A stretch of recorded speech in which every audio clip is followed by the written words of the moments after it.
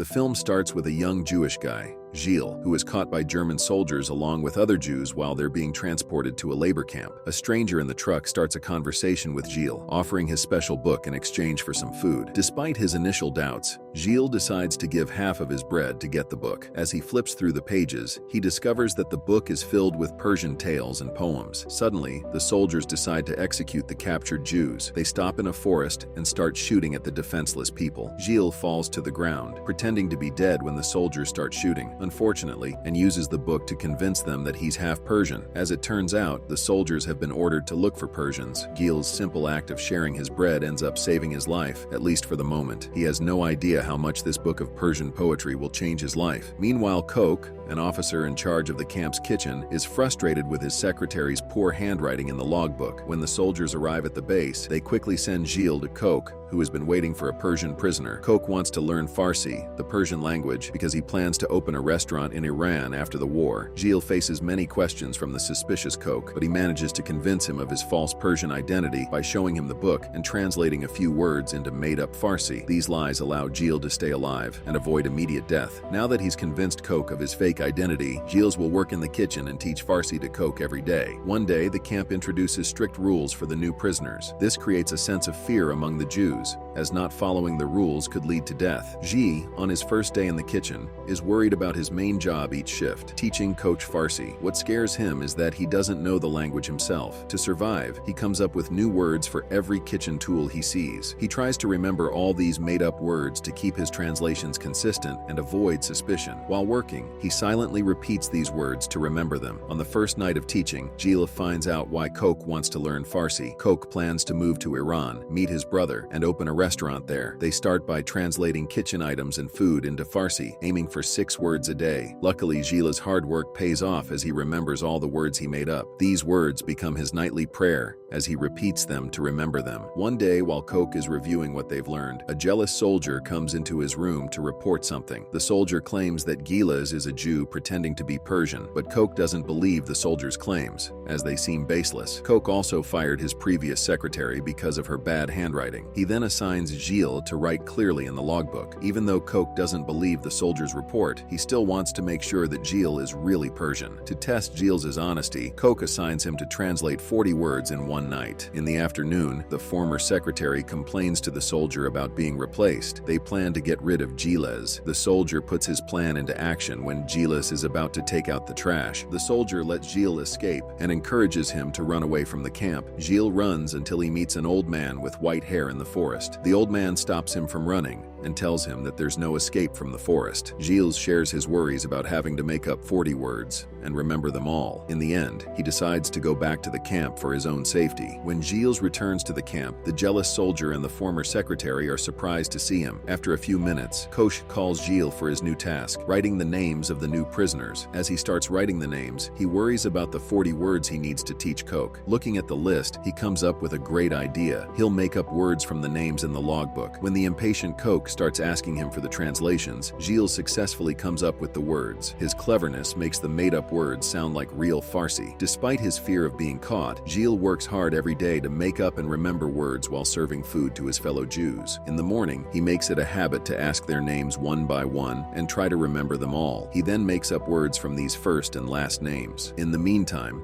Coke, the dedicated kitchen officer, not only learns new words each day but also practices them at night. He enjoys expanding his vocabulary and never stops asking Gilles for new translations. One morning, the camp leader calls Coke for an important task. When Coke arrives at the office, the leader asks him about his journey and his plans for the Persian language. The leader then assigns him to organize a picnic and prepare delicious food for 30 people. The night before the celebration, Gilles helps Coke cook the best recipe. Meanwhile, Coke learns a set of words each day and practices them at night. He enjoys adding words to his vocabulary and never stops asking Gilles for new translations. A friendship starts to form as Coke begins sharing his life. He also becomes curious and starts asking questions about concepts such as love and hope. At the picnic event, German soldiers fill the forest with their joyful singing. Since Gilles is under Coke's supervision, he is chosen to serve food at the celebration. While preparing for the next dish, a scary commotion arises. The joyful atmosphere turns into embarrassment when the short-tempered Coke asks him about about the Farsi word for tree. Unfortunately, Gilles unknowingly answers with a made-up word, a term he already used to translate the word bread. With his response, the previously joyful Coke shows his angry side as he suspects a lie. He cries out in anger and punches Gilles' face several times until blood appears. He even kicks him in the face, causing Gilles to fall to the ground. At the end of the party, Coke wants to make Gilles' life difficult, so he sends him to the jealous soldier. From then on,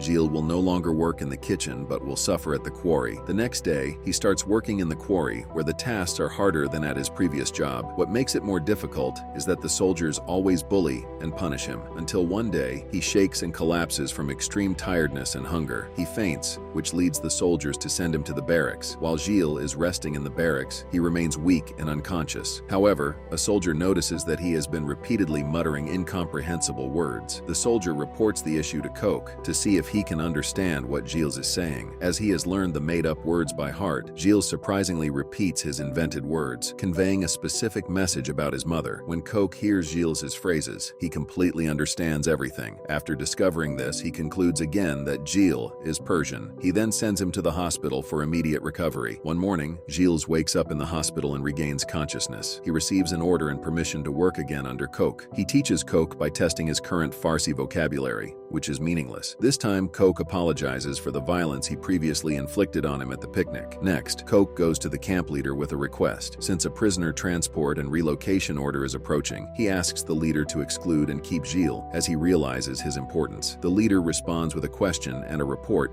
but eventually agrees to the request. The following night, their language lessons become more engaging as they start to converse using the made-up language. They begin to have real conversations, and the kitchen officer slowly shares details about his life. It's clear to see how the young Jewish man, Gilles, passionately creates these words and learns them by heart to survive. Even though all the phrases are meaningless in reality, he manages to touch the heart of the stern, reserved officer. After the camp is relocated, Gilles holds on to his secret, even though there's no evidence to support his claim. He walks around the camp thinking about the words he needs to add and translate. Whenever he comes across a word, he translates it based on the emotion he feels. While serving food to the prisoners, he makes it a habit to ask their names and create a word from each first and last name. The next day, Gilles goes about his usual tasks in the kitchen. While baking bread, he sees how the Nazi and German soldiers brutally beat a mute Italian prisoner for a minor mistake of being tired. His heart breaks after witnessing the violence and cruelty towards the helpless Italian prisoner. A little later, the kitchen officer composes a poem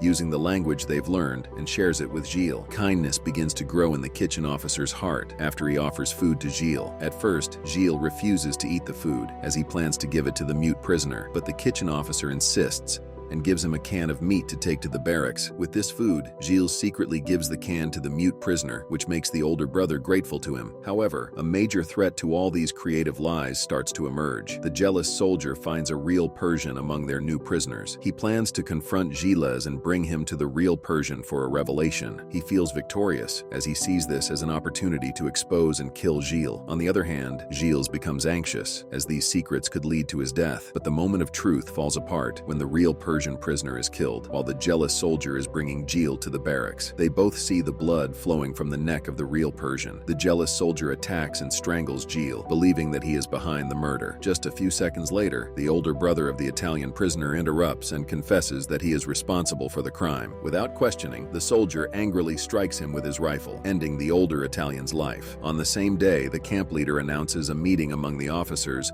for a possible transport of their prisoners as the war is nearing. Not long after, the kitchen officer meets Gilles to assure his safety. According to the kitchen officer, he will make sure that Gilles is not on the transport list. He also apologizes for the death of the Italian friend. Before the transport of the prisoners, Gilles swaps coats with the mute prisoner who lost his brother. He decides to selflessly take the place of the Italian in the transport. As the prisoners get closer to their destination, the kitchen officer receives information about Gilles. He then urgently chases and orders Gilles to claim him and take him away from the transport. The movie ends with the kitchen officer and Gilles going their separate ways. The officer, now equipped with the made-up language, is ready to flee to Iran and pursue his plans. Finally, Gilles escapes the transport and heads in the opposite direction in the forest. At the end of the film, the kitchen officer's dream collapses as the language he learned has no meaning and is just gibberish. Meanwhile, Gilles bears witness to the injustice by giving all the names of the victims, the names that became his secret, known as Persian Lessons. And with that, the movie ends. We hope you enjoyed our video. Watch the next recaps on the screen and don't forget to subscribe for more amazing recaps. See you in the next one.